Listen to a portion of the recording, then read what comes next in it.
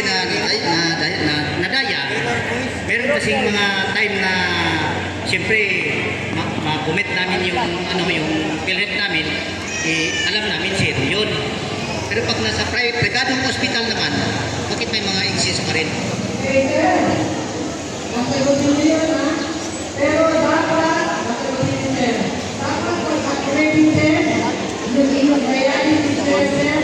Ang session,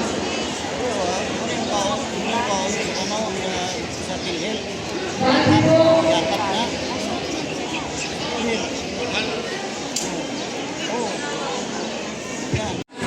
kawawa ka talaga. Yung session na 3 times a week, ilang buwan na yun, di ba? Tapos ang pagkukuha ng iba. Pero ngayon, ginawa ni Pangulo, 156. Okay, sir? Bakit ka? Yung tanong ka kanina, Mr. sila na nagkataya, bagamat libre ito sa publiko, at tanong natin si Sir, bakit may bayad daw sa privado? Yung pong bagong policy ng PhilHealth, mayroon talagang excess. Pero ang binabayaran natin is 6,400 bawat session. Dati pong 2,900 lang yun, napataas natin. Pero wag po kayong mag-alala dahil mayroon pong bagong pinag-uusapan ngayon sa management ng PhilHealth na bumalik ulit sa zero balance. Sinasabi po ni David, Imang David, na zero balance ulit, gagawin po ulit natin. Mag-antay lang po muna tayo.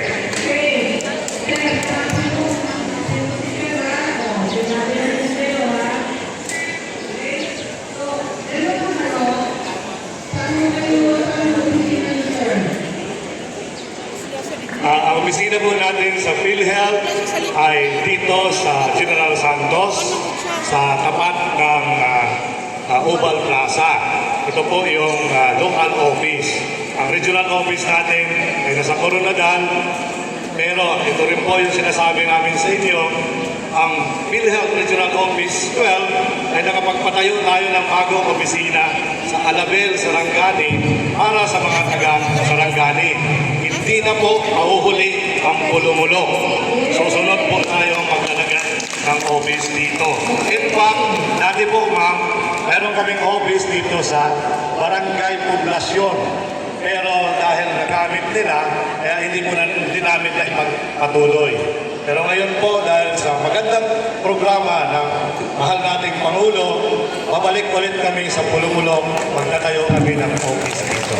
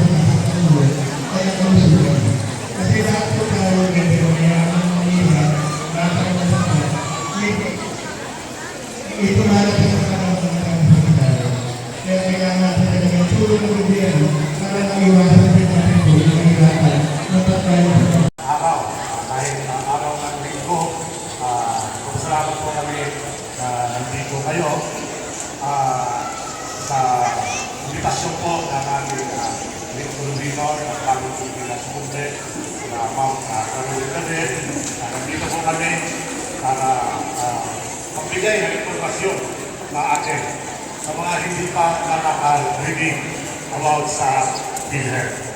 Una-una po, sino po ba ang PhilHealth member? Taas ang kamay. Bumada po. Sino po ang hindi pa PhilHealth member? Iilan na lang, no? Kasi po, sa bagong batas ng PhilHealth, lahat, Pilipino po ba kayo? Lahat ng Pilipino ay automatikong member ng PhilHealth. Ang kailangan lang natin, magpa-registro. Pwede ko ba ang tanongin pa? Bakit wala pa kayong PhilHealth?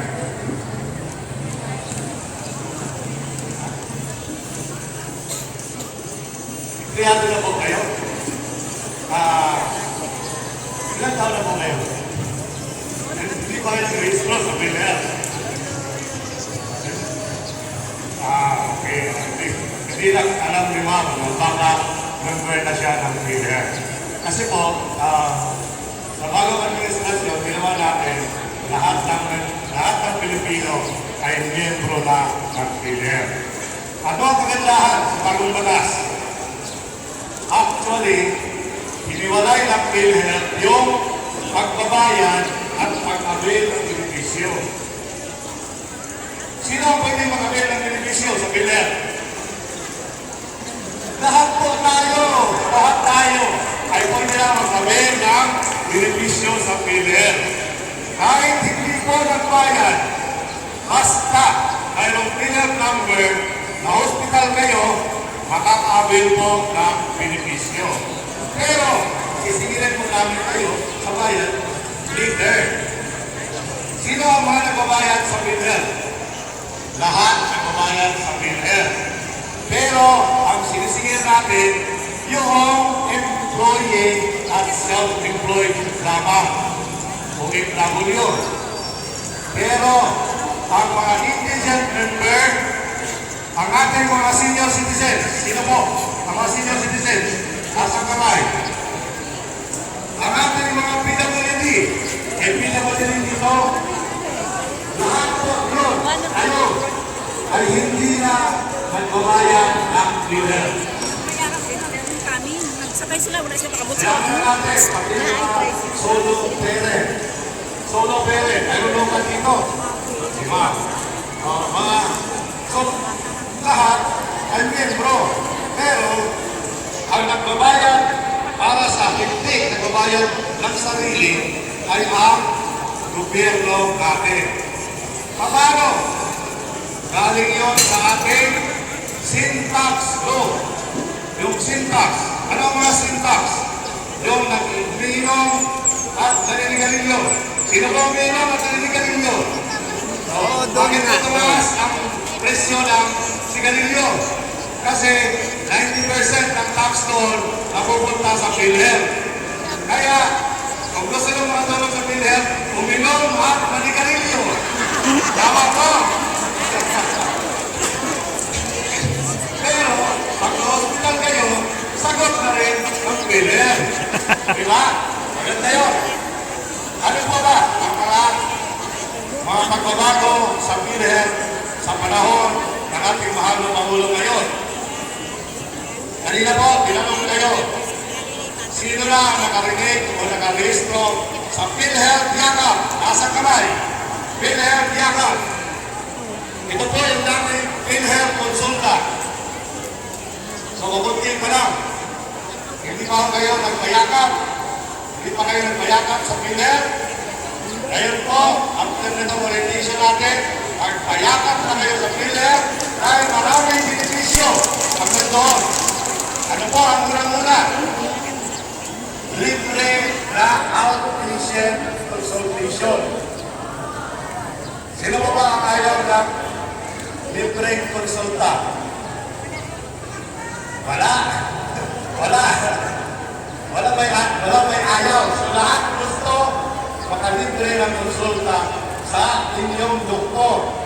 Yun po ang ginagawa sa PhilHealth Yakap. Kasi po, dati, nag-study ang DOH na mayroong ibang mga kababayan natin years old na, hindi pa natingnan ng doktor. So, nung tinanong ulit, bakit ayaw mo magpakonsultaan? Tinanong mo na, may sakit po ba kayo ngayon? May nararamdaman kayo? Sabi niya, mayroon. Sakit ang kasukasuan ko. Minsan inuubo ako. Pangalawang tanong, bakit ayaw mo magpunta sa doktor? Kasi hindi ko alam ang babayaran ko, baka mahal. Diba? Natatakot tayo sa doktor kasi baka mahal maningil. Ngayon po, libre sa PhilHealth Yakap. Magpaparehistro lamang tayo sa ating gustong PhilHealth Yakap. Nandito po sa Pulo-Pulo, meron na tayong 10 affiliated ng PhilHealth Yakap facility. Ito po yung ating bagong Pulo-Pulo ratio.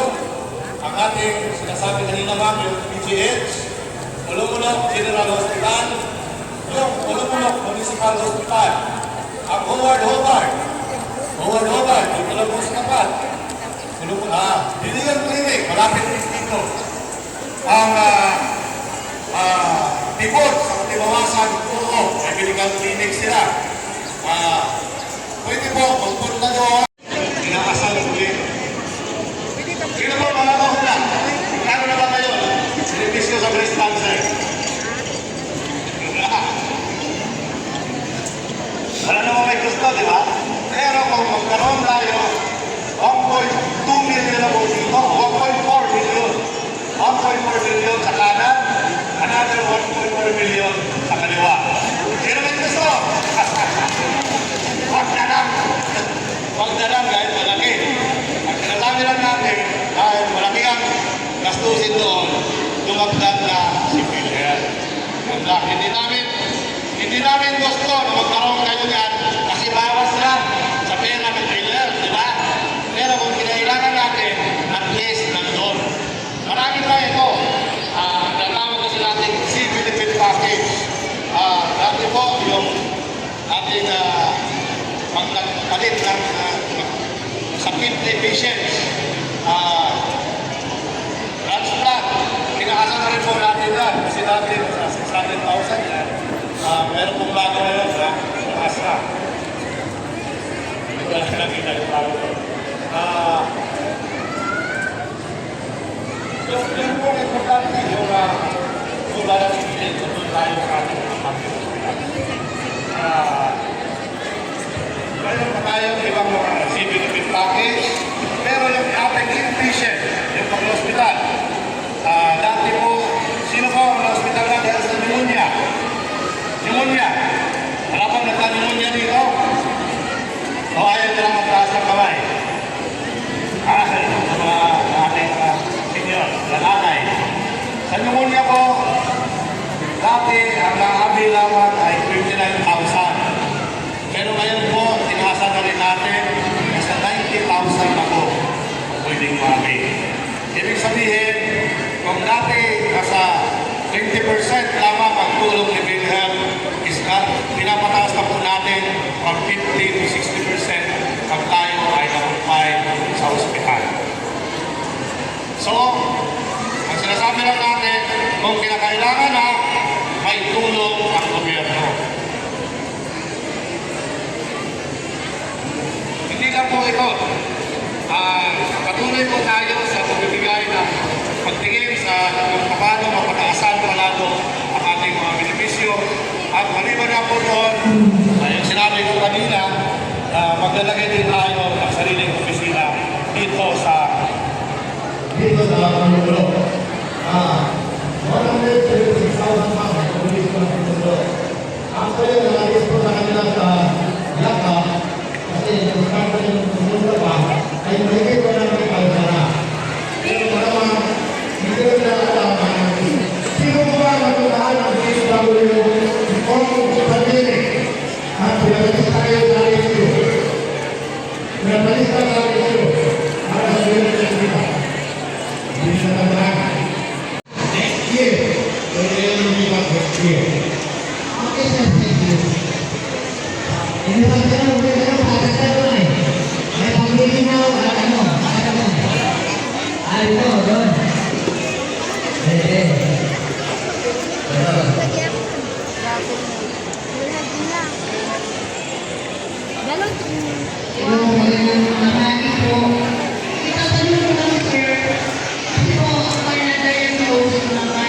psoriasis. Ibig sabihin ko, matagal ka naman sa ito. Problema ko ay ang gamot. Please natin yung problema. Pwede makasalan per year. Pwede po ako makabili yan. Ito po natin sa listahan ng biblical. O anti-biotics at resistant ng doktor, nandun natin listahan, maaari mo doon sa 50,000. So meron po tayong listahan dito na depende sa resistant ng doktor, nandun siya, marami sa 50,000. Kung hindi po sa kasama ko, magalang maaari siya. Paano po ako ipapatulong ako sa clinic? Kasi ang ako kaya ko sa ano sa private school lang. Kaya ang kaya ko sa akin, meron po ako nangyari. Ngayon po, ang problema ko sa mga gamot.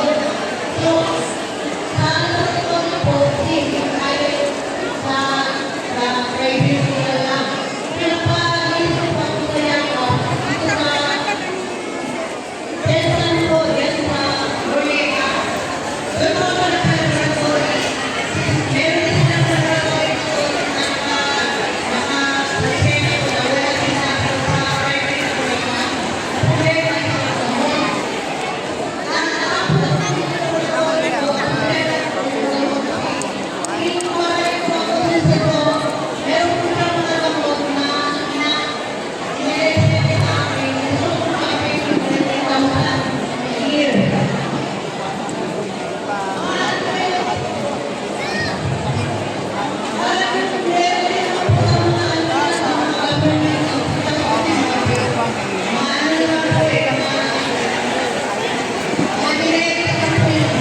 Para po kung ay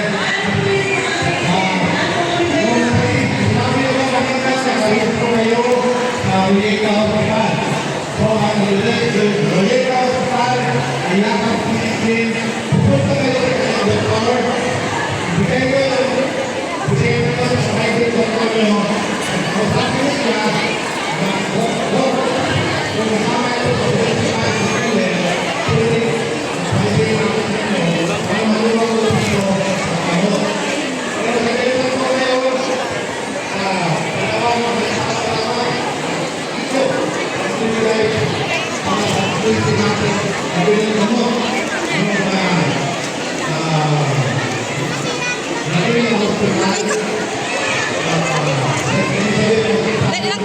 Ay, picture. Sister, sorry. Baka sabihin nila, maliit na naman kaya ano yan, pera na naman yan.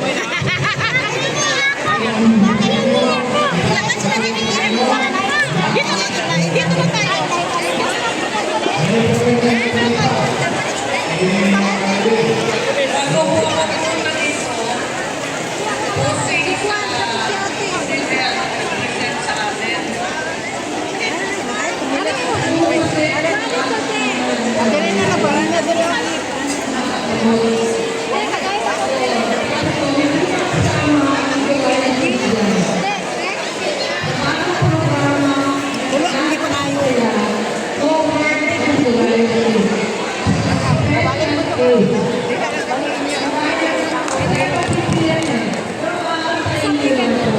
Ayan. Tulura. Tulura, kung pangayo. Pila ka dito. Pila dito. Pila ka. Bang. Kaya po kasi, nakikinig ang PhilHealth sa inyong mga hinahin. At inyong gusto, mahabir sa gobyerno. So, natayin lang po natin. Pero bago po naman yung aking saya, sulo na kayo sa sinabi ko. Balik kayo sa ating yakap sa doktor.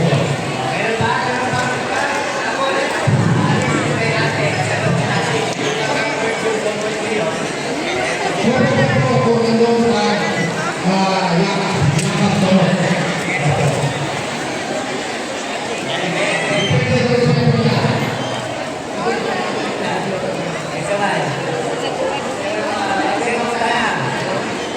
Kaya sa na tumayo sa comfort niya.